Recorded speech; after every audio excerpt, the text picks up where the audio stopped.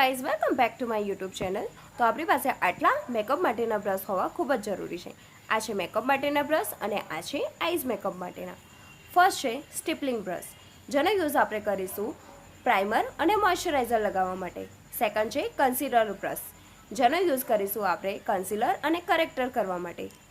Third છે foundation brush, foundation apply કરવા માટે.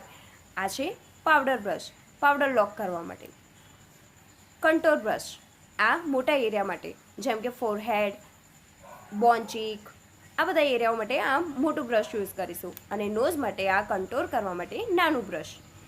આ છે બ્લશર બ્રશ, બ્લશ કરવા માટે.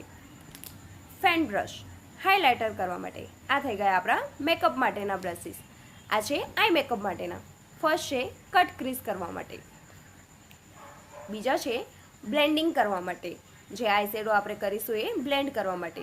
એ જુદી જુદી સાઇઝમાં અવેલેબલ હોય છે. એના પછી આવશે application brush, eye shadow application brush આઈરો.